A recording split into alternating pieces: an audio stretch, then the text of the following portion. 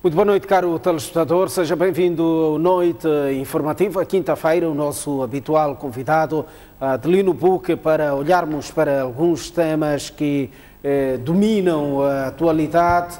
Vamos olhar para dois temas. Primeiro, tanto debate sobre a revisão salarial que está ainda a nível das comissões técnicas. Adelino, podemos já seguir para este tema. Muito boa noite. Que chamemos até de manobras serão feitas, manobras orçamentais devem ser feitas no sentido de acautelar os interesses da massa laboral no tocante a reajustes salariais. Bom, boa noite mais uma vez, obrigado. É muito difícil hoje falar-se de reajuste de salário mínimo nacional, tendo em conta toda a conjuntura que a nossa economia está a viver. Nós temos praticamente setores como construção, setores como o comércio, setores como a agricultura praticamente paralisadas por causa a agricultura por causa das secas e excesso de chuvas. Na zona sul, por exemplo, as principais zonas de regadio estão interditas de fazer a atividade agrícola e por conseguinte a ameaça de não se produzir por causa da não irrigação é real.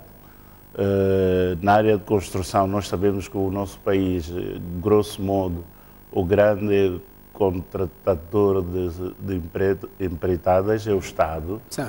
E o Estado, neste momento, não tem orçamentos para fazer as construções, etc. Portanto, quer dizer, é uma situação bastante melindrosa para o país. É verdade que esta é uma revisão imposta pela própria lei, todos os anos tem que ser feita a revisão, mas também há uma questão que é muito importante referir, que é a apresentação pouco prudente dos dados económicos do Governo ao nível da Comissão Consultiva de Trabalho, portanto, que levam as pessoas a terem expectativas acima do normal, considerando aquilo que foi o desempenho do governo, aliás, da economia. Também a este nível chamou-se a atenção os vários setores, sobretudo o setor da agricultura, que é a maior vítima deste processo. Mostrou-se por A mais B que, por exemplo, na agricultura usa-se o planificado como realizado e vem isso para os resultados económicos e inflaciona aquilo que é o desempenho da própria agricultura, com exceção das áreas de culturas de rendimento, onde a capacidade de medição é real, porque o açúcar, o algodão, o tabaco, etc., é medido pelos próprios produtores, através de formas próprias, mas aquilo que, do modo geral, é medido pelo Governo, regra geral, considera o planificado como realizado. Chamou-se a atenção a este facto, e, dentre outras anomalias que são apresentadas ao nível daquilo que é o desempenho da economia de 2017, mas é com estes dados mais ou menos inflacionados com que se tem que trabalhar e daquilo que foi o estudo realizado pelo setor privado, a variação, o setor mais produtivo na nossa economia neste momento tem-se mostrado como sendo o setor de mineração. Portanto, é o único setor que mostra alguma pujança. Todos os setores neste momento não estão bem. Ok. Porque o país vem experimentando já há uns 2 anos a caminhada pelos próprios pés, sem qualquer apoio externo.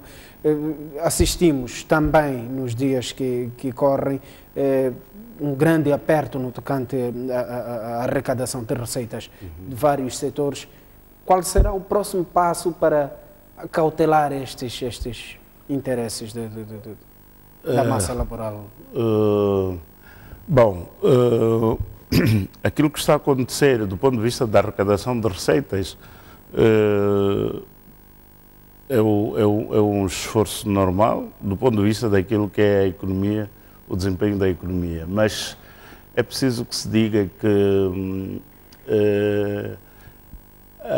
há uma espécie de enxuto de recursos financeiros no mercado, quer dizer, há cada dia que passa pouca circulação de massa monetária no mercado, o que faz com que a economia não tenha esse sentido vibrante que se pretende, o que faz com que não haja essas trocas comerciais correntes, normais, e muitas vezes é preciso também que se diga, por causa de alguma exigência do ponto de vista daquilo que é o serviço fiscal, estamos a assistir a alguma migração dos setores formais para setores informais. Aliás, isto já não é novidade nenhuma, o governador do Banco de Moçambique fez referência a isto, para além da referência à falência das empresas.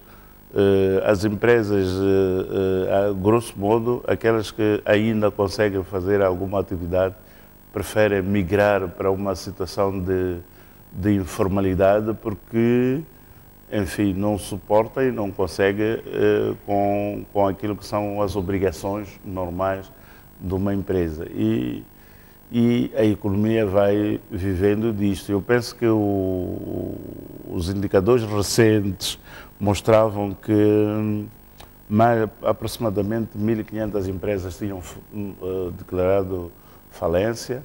Aquelas que não declararam falência, mas que têm alguma vida, não estavam no setor formal. Portanto, estamos numa situação em que, no lugar de formalizarmos a economia, estamos a informalizar. Portanto, mas isto também não é uma questão só de vontade das pessoas, mas é resultante mesmo da própria dinâmica da economia, que não está-se a mostrar, não está-se a conseguir trabalhar tendo em conta este enxuto de dinheiro, este sugar de finanças no mercado. Portanto, é muito difícil, neste momento, falar-se de ajuste de salário, falar-se de manutenção do posto de trabalho e falar-se de dignidade do posto de trabalho. Todos estes elementos que Adelino Buque aqui aponta têm as suas consequências. Portanto, tudo isto reflete-se no bolso do cidadão, dia a dia do cidadão. A vida está cara para o cidadão, mesmo sem este ajuste. Que cenário futuro é que é possível adivinhar na possibilidade do governo conseguir esticar a corda no seu máximo? Será que haverá aqui, vamos tentar humanizar estes números, haverá possibilidade do governo esticar, alargar a corda, alargar a sua base de reajuste de salários mínimos, mas até que ponto, face ao dia a dia do cidadão? Bom, primeiro é preciso dizer que o governo, no atual modelo de revisão salarial, ele tem um papel de moderador. Sim. O papel de debate e discussão de salário mínimo é do setor privado e dos sindicatos. Sim. No entanto, o facto de o governo apresentar números do desempenho da economia relativamente inflacionados, só por si cria influência naquilo que poderá ser o desfecho final da revisão salarial. O que é que isto poderá significar? Há duas coisas aqui que podem ser notadas. É que o Estado, o governo como Estado, tem a obrigação de zelar pela base econômica e social do cidadão. E o único sítio onde o Estado tem que encontrar recursos é, naturalmente, no setor privado e também encontrar recursos para a sobrevivência das pessoas a nível dos seus salários. O que se pode prever nisto é que, efetivamente, o setor privado vai ser obrigado a pagar aquilo que não é capaz de produzir no fim do dia. O que se pode prever em face dessa situação é que mais postos de trabalho poderão cair. O que se pode prever é que, eventualmente, os postos de trabalho poderão cair por falência e por migração das atividades de formal para informal. Portanto, este é o cenário possível, porque é hoje difícil sustentar aquilo que são as obrigações normais numa atividade formal, tendo em conta aquilo que é o desempenho da economia. Por exemplo, um dos setores que faz o recrutamento de muita mão de obra por excelência é o setor de construção. Neste momento, e considerando que o Estado não faz construção porque tem dificuldades orçamentais, o normal é os empreiteiros, as empresas de construção vão se aguentando até onde podem, mas no fim do dia vai ser efetivamente fechado. Este cenário vai de contramão com as recentes declarações do governador do Banco de Moçambique, a dizer que o país estava praticamente a sair do sufoco. Uma coisa é sair, uma coisa é estar fora do sufoco. Mas o governador do Banco de Moçambique, eu creio que ele, em alguma comunicação, foi sincero do ponto de vista daquilo que é o estado da economia, do ponto de vista daquilo que é mais ou menos a situação das empresas. Repare que este dado sobre 1.300 e tal empresas que fecharam são do pronunciamentos do próprio governador do Banco de Moçambique. Portanto, ele está ciente de que há problemas do ponto de vista das dinâmicas da economia no mercado. Vou dar mais um exemplo muito simples.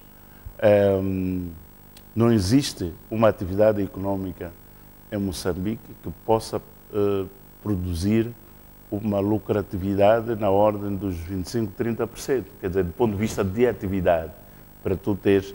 E o custo do dinheiro hoje ronda por aí volta de 20%, 22%. Então, quer dizer, as coisas ainda não estão para esta economia. Ainda há muita dificuldade. É verdade que o governo tem feito esforço enorme, porque 2, 3 anos consecutivos sem participação no orçamento do Estado por parte dos parceiros de cooperação é muita coisa para um Estado que estava habituado a receber esses recursos. Neste momento, as condições podem parecer que estão boas, porque há um enxugar via atividade fiscal dos poucos recursos que ainda estão no setor privado. E o cenário é, de facto, este de migrar para o setor informal e, por via disso, não encontrar mais nada para sugar. A não ser que, efetivamente, aquilo que tem sido recorrentemente dito sobre o alargamento da base tributária, que passa por encontrar a tributação também no setor informal, que é onde a economia domina por excelência, possa ser feito, porque fora disso não há de haver onde ir buscar os recursos. É quase impossível. Tá.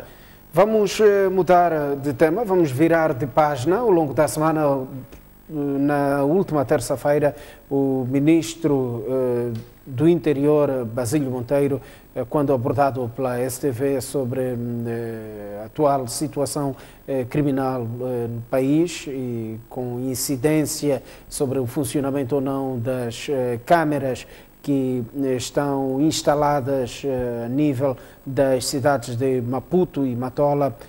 Portanto, se estas estavam em pleno funcionamento e até que ponto é que iriam contribuir para o combate à criminalidade, este foi bastante cauteloso e disse que as câmaras não estavam a funcionar em pleno. A questão que lhe coloco, Adelino Buque, primeiro, como é que olha para estas declarações de Basílio Monteiro em público, dizer que o circuito de segurança não está a funcionar em pleno? Até que ponto é que isto fragiliza, até que ponto é que isto deixa o país vulnerável a mais atos criminais e principalmente em via pública? Bom, é assim, eu penso que há verdades que são difíceis de não ser ditas, não é?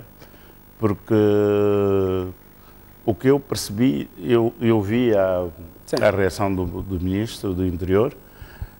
A questão é que, de facto, se o trabalho não foi conclusivo, é muito difícil dizer-se que, bom, podemos ter aqueles meios como recurso para o combate à criminalidade. Mas também é por isso que digo que as verdades muitas vezes têm que ser ditas, porque também se ele dissesse como uma forma de, se calhar, tentar encontrar uma forma de persuasão ao cidadão e dizer que aquilo funciona, o passo seguinte era questionar um determinado crime que aconteceu num determinado lugar, o que é que as câmaras dizem, não é? Sim. Então, aí, de facto, seria bastante embaraçoso para o Ministro do Interior. Eu penso que ele foi bastante franco. Acredito que, se calhar,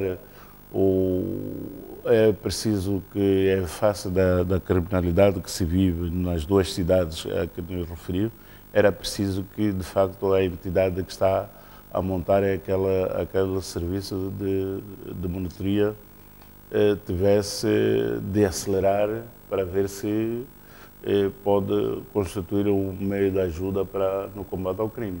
Mas não se pode dizer que a coisa está pronta quando não está pronta. Agora, a questão é até quando e, a partir daí, começar-se a fazer exigência para que o nível do combate ao crime nas duas cidades seja monitorado e minimizado por causa da existência destes meios. Mas também é preciso dizer que é lamentável que tenha-se investido, porque este trabalho de montagem de câmaras já leva algum tempo. Não é? É lamentável o nível de morosidade, não é? Para um serviço de segurança que era suposto ser de grande urgência, quer dizer, então, nessa perspectiva também é preciso lamentar que a empresa, ou sei lá, os serviços que estão a montar, não tenham tido capacidade de fazer aquilo em tempo útil, por forma que pudesse ajudar no combate ao crime. O combate ao crime está refém destas tecnologias ou nem por isso? Nem por isso, nem por isso. Nas grandes cidades? Nas grandes cidades é muito importante. Olha, repara, por exemplo, na cidade de Maputo hoje, até às 5h30, tu podes andar normalmente, mas a partir das 7 é praticamente impossível tu circulares nesta cidade. É tanta gente que está aqui e tu não tens noção de que é que cada um está a fazer. Nós tivemos aqui na zona da Baixa da cidade, por exemplo, foi caracterizada por carteiristas, foi caracterizada por todo tipo de ladrões, de criminosos, e muitas vezes é difícil, mesmo a nível das viaturas. Agora, talvez, com este sistema de estacionamento rotativo, se calhar a coisa tenha melhorado, não tenho a ideia qual é o impacto disso ao nível daquilo que era a criminalidade, sobretudo virada às viaturas, mas não há dúvidas que sempre houve algum trabalho, mas as câmaras podem dar algum empurrão. Nos casos em que, vamos lá falar, por exemplo, dos sequestros, sim, eu penso que seriam de muito mais valia as câmaras para auxiliar o serviço investigativo da polícia. Tá. Uma última questão sobre este assunto. Assistimos nos dias que correm um processo investigativo bastante deficitário.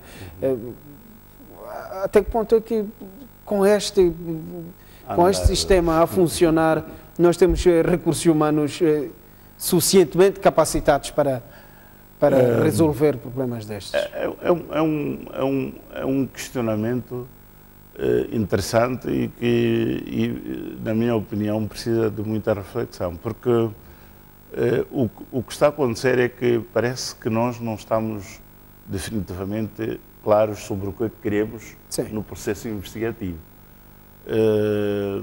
Houve mudança de nomes, houve mudança de formas de atuação nos sistemas de investigação criminal. Sim. Houve debates sobre onde é que estes serviços deveriam estar domiciliados. Sim.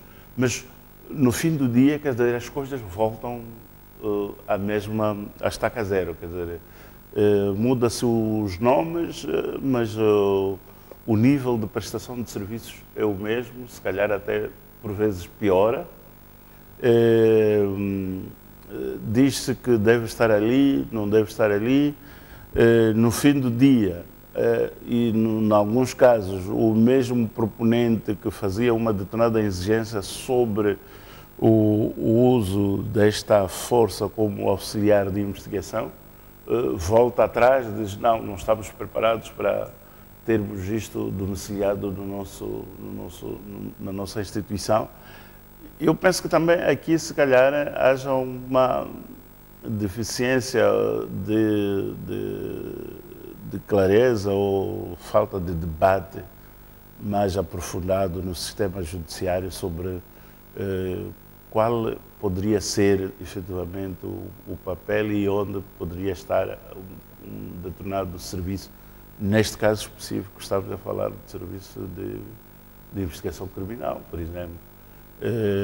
Muitos diziam que devia estar no Ministério Público, outros diziam que tem que sair do Ministério do Interior, outros. Mas, no fim do dia, tudo está na mesma. Para si, aqui a alçada é que esta unidade da polícia devia... Não, pelo nível de debate e pelos argumentos que eram trazidos ao público, efetivamente, e como auxiliares de investigação ao Ministério Público, penso que seria lá, não é? Mas eu acho que já estamos a fazer este debate há mais de 15 anos. Ok. Creio que no mandato do Presidente Chissano fez este debate, no Presidente Guebuza fez este debate. Neste mandato ainda não se fez este debate sobre o domicílio, porque creio que o Cernic foi criado nos últimos anos do mandato do Presidente Guebuza, então ficou claro que é lá onde deve estar. Mas por aquilo que são os resultados operativos desta polícia, acredito que voltará a debate esta situação, porque quando pessoas com estatuto como o antigo Presidente da República, Joaquim Chissano, questiona sobre o nível da organização do sistema de justiça e aponta-se o Serviço de Investigação Criminal como aquele que não ajuda a esclarecer os acontecimentos, naturalmente que alguma reflexão deve ser feita. Não é? Então, Okay. Eu penso que não é um assunto fechado. Acredito que o debate vai ser reaberto mais uma vez. Tínhamos em tempos, agora não se fala muito da forma como os processos são instruídos, em alguns casos, etc. Mas, ultimamente, já não se tem falado. Acredito que, se calhar, tenha melhorado a esse nível. Mas, ao nível do próprio serviço de investigação, as coisas parece que ainda não estão bem. Tá. Adelino Buque, muito obrigado pela sua presença nos nossos estúdios. Obrigado. Próxima quinta-feira estaremos cá para mais um tema Okay. de debate. Saímos esta altura para uma curta pausa. Voltamos dentro de instantes para fazer correr as notícias. Até já.